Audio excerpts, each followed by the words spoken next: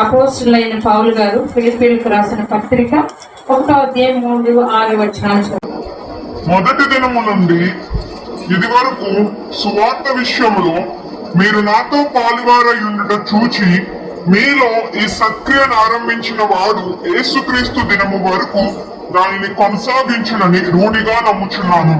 గనుక మీ అందరి నిమిత్తము నేను చేయు ప్రతి ప్రార్థనలో ఎల్లప్పుడూ సంతోషముతో ప్రార్థన చేయొచ్చు. నేను మిమ్మల్ని జ్ఞాపకము చేసుకొనినప్పుడెల్లను నా దేవునికి కృతజ్ఞతాస్తుతులు చెల్లించుచున్నాను. ప్రార్థనలు చాలా రకాలు ఉన్నాయి. అందులో ఒక ప్రార్థన ఈ రోజు అంటే యేసుక్రీస్తు వారు తండ్రిని ఎలాగా ప్రతిమాలుకోవాలో, ఎలాగా కన్నీటితో ప్రార్థన చేయాలో అది మనకు నేర్పించారు. ఈ రోజు అపోస్తులైన పౌలు గారు ఫిలిప్పీ సంఘానికి రాస్తూ ఉన్నారు. ఏమనంట? సంతోషముతో ఏంటండి అక్కడ చూడండి ఒకసారి, సంతోషముతో ప్రార్థన చేయుచు నేను మిమ్మల్ని జ్ఞాపకము చేసుకున్నప్పుడెల్లను నా దేవునికి కృతజ్ఞతాస్తుతులు చెల్లించుచున్నాను. హల్లెలూయా. అంటే దేవునికి కృతజ్ఞతాస్తుతులు అంటే థ్యాంక్స్ చెప్పుకుంటూ ఉన్నాడు. సో ఇప్పుడు ఈయన పౌలు గారు అంటున్నారు, మీ గురించి నేను ఒక ప్రార్థన చేస్తున్నాను. ఎలాగా? సంతోషంతో ప్రార్థన చేస్తున్నాను. సంతోషంతో కూడా ప్రార్థన చేయొచ్చండి. సంతోషంతో కన్నీటి ప్రార్థన తెలుసు మనకి. ఏమైనా పని జరగలేదు అనుకోండి, అయ్యా ఉపవాసం ఉంటానయ్యా అని ఉపవాస ప్రార్థనలు తెలుసు. అంతే కదా, అనుకుంటాం కదా ఉపవాసం ప్రతిష్ఠించుకుంటాము, లేకపోతే వారాలు ప్రతిష్ఠించుకుని ప్రార్థన చేస్తాము. కానీ ఇప్పుడు పౌలు భక్తుడు ఒక ప్రార్థన నేర్పిస్తున్నాడండి. సంతోషంతో చేసే ప్రార్థన. సంతోషంతో చేసేది ఆయన జీవితంలో ఆయనకి మేలు జరిగిందని కాదండి. ఇక్కడ ఆయన రాస్తున్నాడు. ఆ వచ్చిన మరొకసారి చదవడం. చూడండి పైనుంచి చదవండి, 3 నుంచి. మొదటి దినము నుండి ఇది వరకు సువార్త విషయంలో మీరు నాతో పాలివారయుండుట చూచి మీలో ఈ సత్క్రియను ఆరంభించిన వాడు. ఆగండి. మీలో ఈ సత్క్రియ అంటే మంచి పని, మంచిని ఆరంభించిన వాడు. మీలో ఈ సత్క్రియ అంటే మంచి పనిని ఆరంభించిన దేవాది దేవునికి నేను సంతోషంతో. ఎవరిలో సత్క్రియ ఆరంభించాడు అన్నాడు పౌలు గారు? నాలో అని చెప్పట్లేదు, మీలో అంటే మీకు బాగా అర్థం అవ్వాలంటే, నేను హౌస్ విజిట్స్ వచ్చినప్పుడు ఒక్కొక్కరికి చెప్తా ఉంటాను దేవుని ప్రేరేపణ బట్టి, అమ్మ ఈ వాక్యం చదువుకోండి, ఇలా ప్రార్థన చేయండి అని నేను చెప్తా ఉంటాను. అది మీరు ఆరంభించానని నాకు ఫోన్ చేస్తూ ఉంటారు. మీరు వచ్చి చెప్పారు కదండి ఇలాగా, ఇగో ఈ ప్రార్థనలు ఇలా చేసుకుంటూ ఉన్నాను అని మీరు నాకు ఫోన్ చేసి చెప్పినప్పుడు నేను ఎంతో సంతోషిస్తున్నాను. అది జరుగుతుంది. సేమ్ అదే అనమాట. ఇప్పుడు పౌలు మహాభక్తుడు ఏం చెప్పాడంటే ఫిలిప్పీ సంఘానికి, ఈ సత్క్రియ ఏమని? ప్రార్థనా జీవితం కలిగి ఉండండి, పరిశుద్ధ జీవితం కలిగి ఉండండి. మనకి రక్షణ తెచ్చిన యేసయ్య విషయంలో మనం నమ్మకంగా జీవిద్దాము, ధైర్యంగా ఉందాం. ఎందుకని? ఏదో ఇబ్బంది వస్తుంది, ఏమైపోతామో అనుకుంటాం. అలాంటి బెంబేలు పడద్దు.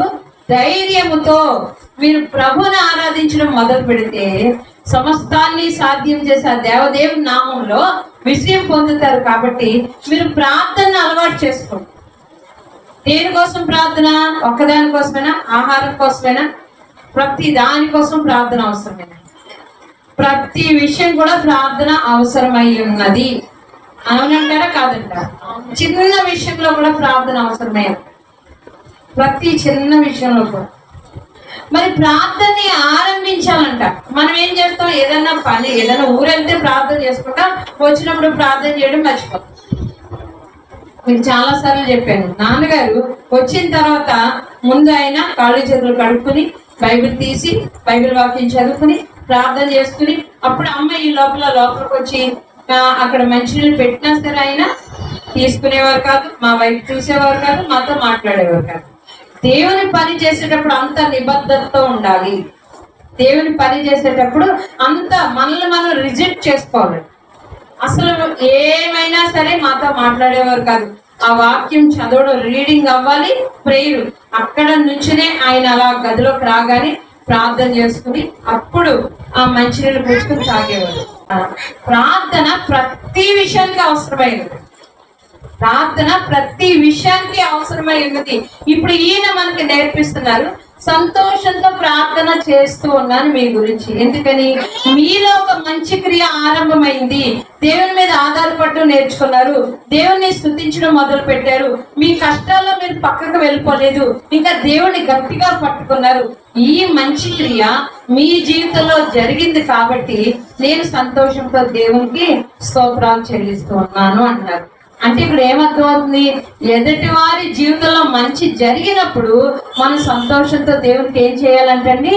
ప్రార్థన చేయాలి. మరి ఎవరి జీవితంలో నాకు క్రియ జరిగిందని తెలిసినప్పుడు ప్రార్థన చేస్తున్నాం లేదు, ఇంతవరకు అలవాటు లేదు కాబట్టి ఈ రోజు అలవాటు చేసుకున్నాం. తప్పేలేదు, నేర్చుకోవడానికి సిద్ధమే కదా. మనం అందరం నేర్చుకుందామండి.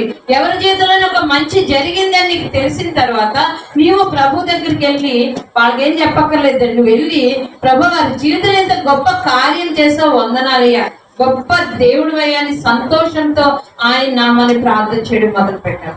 అలాంటి వాళ్ళు ఎవరైనా ఉన్నారంటే రిఫరెన్స్లు అవసరం లేదు, అందరూ ఒక్కొక్కరితో ఉన్నారు కాబట్టి నేనే చెప్తాను. ఆదికాండంలో చూస్తే అబ్రహాం గారికి ఒక చక్కటి మంచి మేనేజర్ ఉన్నాడండి. అబ్రహాం గారికి ఒక మంచి మేనేజర్ ఉన్నారు, ఆయన పేరు ఎలియాజరు అని చెప్తున్నారు. అయితే ఆయనకి ఇస్సాక్ గారు, అబ్రహాం గారి కొడుకు ఇస్సాక్ గారికి ఒక పెళ్లి వయసు వచ్చింది. వచ్చినప్పుడు అబ్రహాం గారు ఆ ఇంటి మేనేజర్ గారిని ఎలియాజర్ గారిని పిలిచారు. పిలిచి, అయ్యా నా కొడుక్కి ఒక మంచి పెళ్లి సంబంధం తీసుకురావాలి, బాధ్యత మీ మీదే పెడుతున్నాను అంటే, సరేనండి అయ్యా ఎదుగుతాను అన్నాడు. అయితే నువ్వేం చేయాలి, ఎక్కడ వెతకాలంటే నా సొంత ఇంటికి వెళ్ళు, నా ప్రజల దగ్గరికి వెళ్ళు, ఇక్కడ అందరూ అన్యులు ఉన్నారు, నా ప్రజల దగ్గరికి వెళ్ళి అక్కడ నుంచి నా వంశంలోంచి ఒక అమ్మాయిని తీసుకురా అని చెప్పాడు. ఆ సొంత జనానికి వెళ్ళు, అక్కడి నుంచి ఒక యోగ్యరాలైన బిడ్డని నా కొడుక్కి వెతికి తీసిరా. ఇదిగో అక్కడ అమ్మాయి నీకు నచ్చి అంతా కుదిరితే ఆ అమ్మాయికి పెట్టవలసిన నగలు, ఆ అమ్మాయి తల్లిదండ్రులకు పెట్టాల్సిన బట్టలు, వారి ఇంట్లో అన్నదమ్ములకు పెట్టాల్సిన బట్టలు, వారి ఇంట్లో పనివారికి పెట్టాల్సిన బట్టలు, ఏమేమి జరిపించాలో అవన్నీ ఆ మేనేజర్ గారికి ఇచ్చి ప్రార్థన చేసి పంపించారండి అబ్రహాం గారు. ఎవరికండి పెళ్లి? ఇస్సాక్ గారు ఒక్కడే 100 సంవత్సరాల వయసులో పుట్టిన ఆ ఇస్సాక్ గారికి పెళ్లి సంబంధం కొరకు తన స్వజనుల దగ్గరికి పంపిస్తూ ఉన్నారండి అబ్రహాం గారు. ఆయన వెళ్ళారు, 10 ఒంటెల మీద ఈ వస్తువులన్నీ వేసుకెళ్లారంటాడు. ఒంటే కొన్ని కిలోలు కొన్ని టన్నుల బరువు మోస్తుందంట. అంటే చూడండి, కొడుకు అంటే తన ఇంటికి రాబోయే కోడల కోసం అబ్రహాం గారు ఎంత ఎక్కువగా విస్తారంగా సిద్ధపరిచారో చూడండి. హల్లెలూయా. మీరేమన్నారు? వెళ్ళాడు, వెళ్ళి ఆ ఊరి పొలిమేరలు అక్కడ పెద్ద నూతి, పూర్వం ఇంతవరకు ఊరి పొలిమేరలో పెద్ద నూతులు పెట్టాడు. అక్కడ ఒంటెలన్నిటినీ మోకాళ్ళు వేయించాడంటండి. హల్లెలూయా. ఎవరి చేత వేయించాడండి ఆయన? ఒంటెలన్నిటి చేత మోకాళ్ళు వేయించాడంట. మీకు డౌట్ అవుతుంది, మా ఇంట్లో 2 పిల్లలు వాళ్ళ చేత మోకాళ్ళు వేయించలేకపోతున్నాం. ఒంటెల చేత మోకాళ్ళు దైవ గ్రంథంలో రాయబడిందండి, నేనే నా సొంత మాటలు చెప్పట్లేదు. ఒంటెల చేత మోకరింపజేశాడంట. ఆయన మోకాళ్ళు ఉన్నాడు, తనతో వెళ్ళిన పనివారిని కూడా మోకరింపజేశాడు. ఆకాశమందున్న దేవునికి ప్రార్థన చేస్తున్నాడు, అయ్యా నీ సేవకుడైన అబ్రహాం గారు తన కుమారుడి కొరకు ఒక మంచి అమ్మాయిని వెతకమని నాకు బాధ్యత ఇచ్చారయ్యా. ఇదిగో ఈ ఊరికి వచ్చాను, ఆ అమ్మాయిని నాకు ఎదురుగా కనిపింప చేయండి అయ్యా అని ఒక సిగ్నిఫికెన్స్ అడుగుతున్నాడు. ఎలాగా? ఇదిగో ఈ నూతి దగ్గరకు ఒక అమ్మాయి రావాలి, ఒక అమ్మాయి వచ్చి ఆ అమ్మాయిని నేను దాహం అడుగుతాను, అమ్మ నాకు దాహం వేస్తుంది, నాకు నీళ్లు చేదిపోయివా తోడిపోయివా, నా దాహం తీర్చు అని అడిగితే ఆ అమ్మాయి ఏమనాలంటండి? దేవుని దగ్గర మాట్లాడుతున్నారండి. అబ్రహాం గారి యొక్క మేనేజర్ గారు దేవునితో చెప్తారు, ఆ అమ్మాయి ఇంత ఏమనాలంట, అయ్యా నువ్వే తాగడం కాదు, నీ ఒంటెలకు కూడా నేను నీళ్లు తోడు పోస్తాను అని ఏ అమ్మాయి అయితే అంటదో ఆ అమ్మాయే ఇస్సాకు గారి భార్య అని తీర్మానించుకుని ప్రార్థన చేసుకున్నాడండి. హల్లెలూయా. ఎంత గొప్ప దేవుడు, ఎంత గొప్ప ప్రార్థన చేశాడండి ఆయన.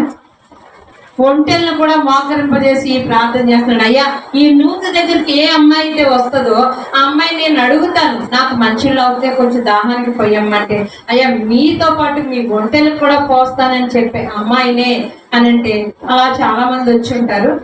ఆఖరిగా ఒక అమ్మాయి వచ్చింది, అడిగారు, అమ్మా నాకు దాహం అవుతుంది అంటే, అలాగేనండి మీతో పాటు మీ ఒంటెలు కూడా పోస్తానండి, వాటికి కూడా నీళ్లు పెట్టండి అని చెప్పింది అక్కడ.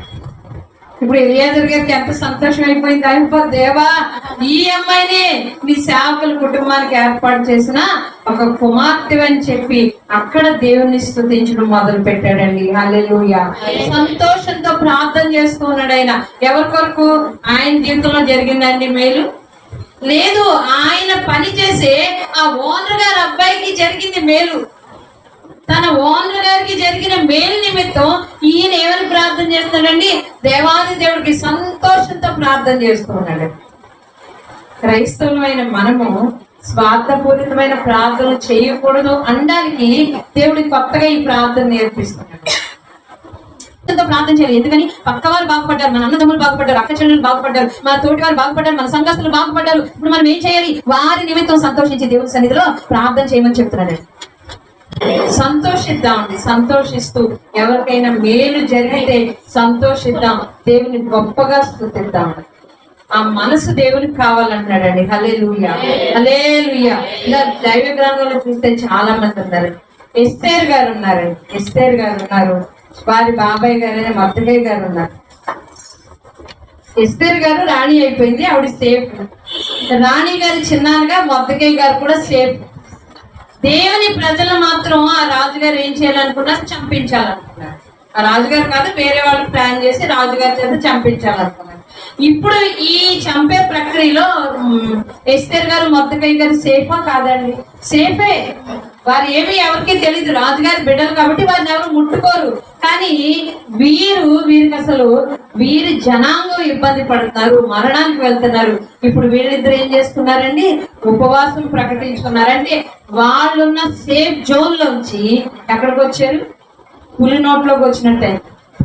అయ్యో మేము క్షేమంగా ఉన్నాం, మేము బాగానే ఉన్నాం కదా, మాకు ఎందుకు మేము కామ్గా ఉందాం అనుకోలేదండి. వారు వచ్చారు, ప్రార్థన చేశారు, తన జనాంగాన్ని అంతా విడిపించారు. ఇప్పుడు అందరి మధ్యలో రోడ్డు మీద వాళ్ళు దేవుని స్తుతించడం మొదలు పెట్టారంటండి. హల్లెలూయా. మీకు కూడా తెలుసండి, ఆ రోజు ఆనాడు చేసిన ఎస్తేర్ గారు మర్దకయ్య గారు చేసిన ఆ విడుదలకి ఈ రోజుకి కూడా యూదులు పండుగ చేసుకుంటారండి. ఫిబ్రవరి 14th పండుగ చేసుకుంటారు. 14th, 15th, 16 2 రోజులని బైబిల్లో రాయబడింది. 2 రోజులు పండుగ చేసుకుంటారు. ఈ రోజుగా పండుగ జరుగుతుందండి అక్కడ ఇశ్రాయేల్ దేశంలో. హల్లెలూయా.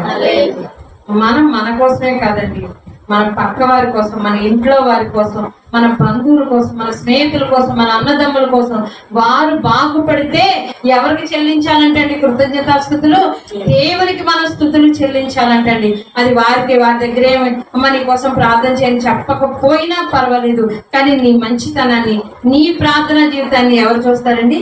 దేవాది దేవుడు చూస్తాడు. తద్వారా దేవుడు మన జీవితంలోకి అనేకమైన మేళ్లు ఉపకారాలు తీసుకొస్తాడండి. హల్లెలూయా.